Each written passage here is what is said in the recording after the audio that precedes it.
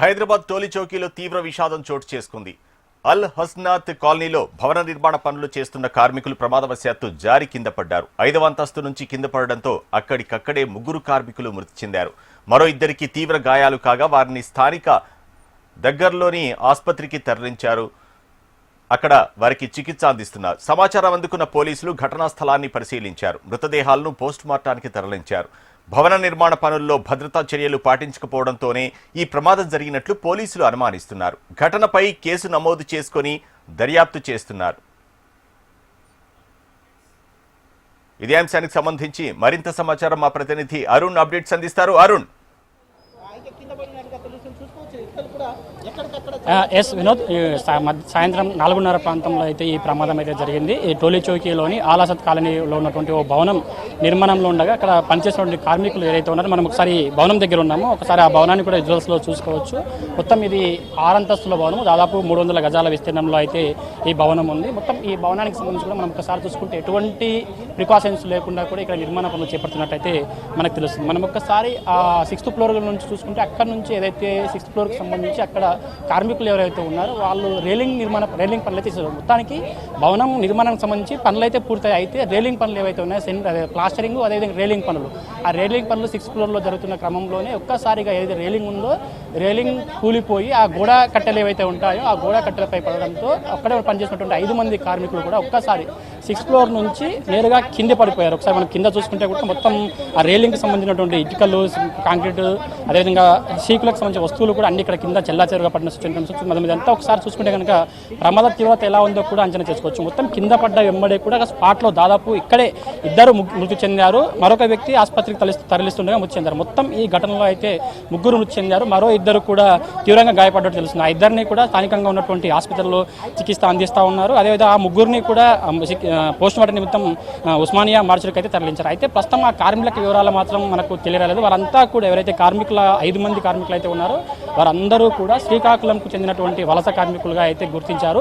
వాళ్ళకు సంబంధించి ఇంకా మరిన్ని వివరాలు అయితే రావాల్సింది. అయితే మనం ఒక్కసారి కనుక ప్రమాద తీవ్రత చూసుకుంటే ఇక్కడ చూసుకున్నటువంటి ఇక్కడ ఒక ఆటో ఉంది. ఆటో పైన పడడంతో ఆటో కూడా పూర్తిగా శిథిలమైన ధ్వంసమైంది. అదేవిధంగా ఆటోలో వెళ్తున్నటువంటి వ్యక్తులకు కూడా గాయాలైనట్టు తెలుస్తుంది. అదేవిధంగా ఇక్కడ చూసుకుంటే మనకు ఇటువైపు ఏదైతే ఇక్కడ ఉన్నటువంటి ఈ రేలింగ్ కింద పడ్డ సమయంలో కూడా ఇటువైపు ఒక కారు ఉండే, ఆ కారు పైన కూడా మొత్తం ఈ రేలింగ్ పడడంతో కారులో ఉన్నటువంటి వ్యక్తులకు కూడా తీవ్ర గాయాలైనట్లు తెలుస్తుంది. మొత్తంగా 3 మృతి చెందారు. అదేవిధంగా మరొక 5 నుంచి 6 మంది వరకు కూడా తీవ్రంగా గాయపడ్డట్టు తెలుస్తుంది. ప్రస్తుతం 2కి మాత్రం తీవ్ర గాయాలయ్యాయి. ఆ 2 కూడా స్థానికంగా ఉన్నటువంటి ఆసుపత్రిలో చికిత్స అయితే కొనసాగుతుంది. అయితే మనం ఇటువంటి భవనాలకు సంబంధించి ముఖ్యంగా ఈ టోలీ చౌకీ లాంటి ఏరియాలలో దాదాపు ఎన్ని ఫ్లోర్ల వరకు పర్మిషన్ ఉంది అనే వివరాలు అయితే తెలియాల్సి ఉంది. ముఖ్యంగా జిహెచ్ఎంసీ విభాగం, అదేవిధంగా టౌన్ ప్లానింగ్ విభాగం తరచుగా ఇటువంటి భవనాలన్నింటినీ కూడా ఈ నిర్మాణ రంగంలో ఉన్నటువంటి భవనాలన్నింటినీ కూడా తరచుగా పరిశీలిస్తూ ఉంటే భవన నిర్మాణానికి సంబంధించి ఆ భవనానికి పటిష్టత ఎంతవరకు ఉంది అనేటువంటి కూడా పరిశీలన చేస్తూ ఉంటే మాత్రం ఇటువంటి ప్రమాదాలు తగ్గే అవకాశం అయితే కనిపిస్తుంది. మనం ఒకసారి క్లియర్గా భవనాన్ని చూసుకుంటే కనుక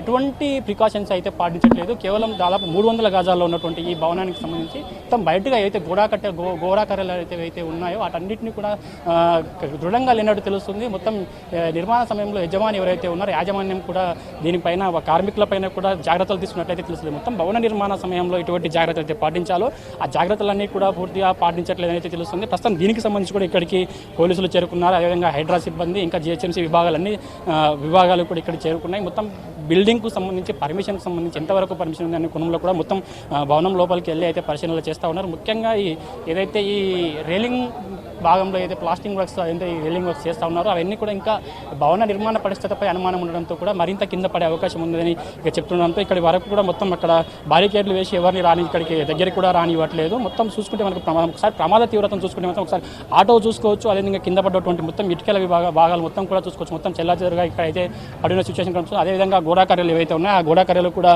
మొత్తం కింద పడడంతో ఒక్కసారిగా 6 అంతస్తుల నుంచి ఒకసారిగా కింద పడడంతో కూడా 3 అక్కడికక్కడ మృతి చెందారు. మరో 2 కూడా తీవ్ర గాయాలు గాయాలయ్యాయి. అదేవిధంగా ఇక్కడ ప్రయాణిస్తున్నటువంటి ఆటో, అదేవిధంగా ఇక్కడ మరొక కారు, ఆ కారులో వెళ్తున్న వాళ్ళకు కూడా గాయాలైనట్లయితే తెలుస్తుంది. మొత్తం దీనికి సంబంధించి కూడా ఇప్పటికే అధికారులంతా కూడా ఇక్కడ అధికార యంత్రాంగం మొత్తం కూడా ఇక్కడికి చేరుకుంది. భవనానికి సంబంధించి పర్మిషన్స్, అదేవిధంగా భవన పటిష్టత గురించి కూడా మొత్తం ఆరా తీస్తూ ఉన్నారు. మొత్తం దీనికి సంబంధించి కూడా ఇప్పటికే కేసు నమోదు చేసుకున్నారు. అయితే భవన యాజమాన్యానికి సంబంధించి కూడా అతనిపైన కేసు నమోదు చేసినట్టు తెలుస్తుంది. కేసు నమోదు చేసుకున్న తర్వాత మాత్రం పూర్తి వివరాలు అయితే వెల్లడించే అవకాశం అయితే కనిపిస్తుంది. దీనికి సంబంధించిన మొత్తం ఎవరైతే ఉన్నారో వాళ్ళంతా కూడా శ్రీకాకుళంకు చెందినటువంటి కార్మికులుగా అయితే తెలుస్తుంది. మొత్తం ఇప్పుడే చూసుకోవచ్చు అధికారులంతా వచ్చి కూడా ఇక్కడికి పరిశీలన చేస్తూ ఉన్నారు. భవనానికి సంబంధించి కూడా ఎటువంటి ప్రమాద తీవ్రతను పరిశీలిస్తున్నారు. మరి కొద్దిసేపటి క్రితమే కూడా ఇక్కడికి బీఆర్ఎస్ నేతలు కావచ్చు, మరికొంతమంది కూడా ఇక్కడికి వచ్చి పరిశీలించారు. ప్రమాద శైలిని కూడా పోలీసులకు అడిగి తెలుసుకున్న సిచ్యువేషన్ కూడా మనకు కనిపిస్తుంది. మొత్తం మనం ఒకసారి విజువల్స్లో కూడా చూసుకోవచ్చు.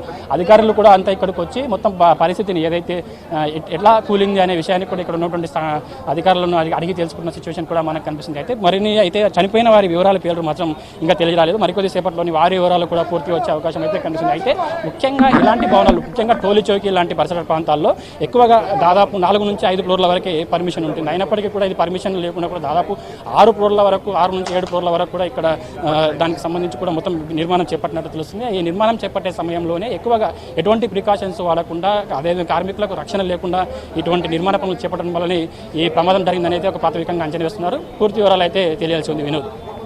అయితే అరుణ్, ఇక్కడ ఒక విషయం ఏంటంటే అక్కడ భద్రతా ప్రమాణాలు పాటించకపోవడం ఒక ఎత్తు అయితే అక్కడ నాసిరకంగా నిర్మించి ఉండడం కూడా మరో కారణం. ఎందుకంటే కట్టిన గోడ కూలిపోయింది కాబట్టి నాసిరకంగా నిర్మించడం కూడా మరో కారణమా?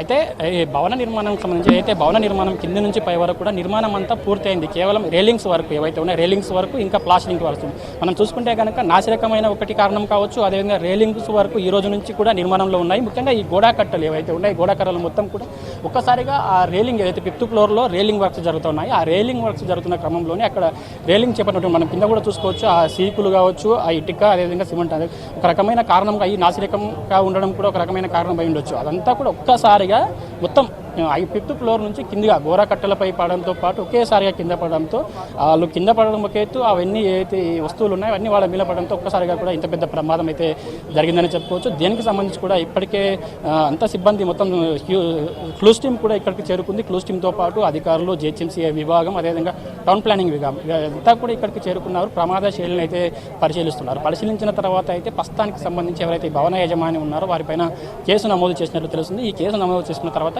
ముఖ్యంగా ఈ కార్మికులు శ్రీకాకుళంకు చెందినటువంటి వలస కార్మికులుగా అయితే వాళ్ళని గుర్తించారు. పూర్తిగా వాళ్ళకి పేర్లు అయితే ఇంకా తెలియరాలేదు. ఎవరైతే 3 చనిపోయారో ఆ 3ని కూడా ఉస్మానియా ఆసుపత్రి మార్చికి తరలించారు. అదేవిధంగా మరో 2కి ఎవరికైతే తీవ్ర గాయాలయ్యాయో వారిని కూడా ఇక్కడ స్థానికంగా ఉన్నటువంటి ఆసుపత్రుల దగ్గర చికిత్స అంతే అందిస్తున్నారు. ముఖ్యంగా మనం ఈ భవన నిర్మాణ రంగంలో చూసుకుంటే కనుక ముఖ్యంగా వీటికి పర్మిషన్ ఇచ్చేది టౌన్ ప్లానింగ్ అధికారులు. ముఖ్యంగా ఇలాంటి భవన నిర్మాణాలు జరుగుతున్న సమయంలో టౌన్ ప్లానింగ్ అధికారులు తరచుగా ఇటువంటి నిర్మాణంలో ఉన్నటువంటి భవనాలన్నింటినీ కూడా సందర్శించే సమయంలో అక్కడ భవనానికి పటిష్టతకు సంబంధించి కావచ్చు, అక్కడ తీసుకుంటున్న జాగ్రత్తలు కావచ్చు, నిర్మాణం చేస్తున్న సమయంలో అక్కడ ఉన్నటువంటి పనిచేస్తున్నటువంటి కార్మికుల దృష్ట్యా కూడా కార్మికుల యొక్క జాగ్రత్తలు పాటిస్తున్నటువంటి భవనాల నిర్మాణ సమయంలో కూడా తరచుగా ఇలా పరిశీలిస్తూ ఉంటే ప్రమాదాలు తగ్గే అవకాశం అయితే కనిపిస్తుంది. కానీ ఎక్కడ కూడా అలా పరిశీలించినట్లు దాఖలాలు అయితే మనకు కనిపించలేదు. ముఖ్యంగా ఈ భవన నిర్మాణ రంగం మనం ఈ భవనాన్ని చూసుకుంటే మాత్రం పూర్తిగా జాగ్రత్తలు పాటించకుండా యాజమాన్య నిర్లక్ష్యంగా వివరించడం వల్లనే ఈ ప్రమాదం జరిగినైతే ఒక ప్రాథమికంగా అంచనా అయితే వేస్తున్నారు. దీనికి సంబంధించి కూడా మనకు పూర్తి వివరాలు అయితే తెలియాల్సింది. ప్రస్తుతం మాత్రం ఇక్కడ ఉన్నటువంటి అధికారులు మాత్రం దీనికి సంబంధించి కూడా పూర్తిగా పరిశీలన అయితే చేస్తున్నట్లు తెలుస్తుంది. మరిన్ని వివరాలు మొత్తం పరిశీలన చేసిన తర్వాత ప్రాథమికంగా ప్రమాదానికి గల కారణాలు ఏంటి అనే వివరాలు అయితే చెప్పే అవకాశం అయితే కనిపిస్తుంది. Vinod. Right, thank you Arun.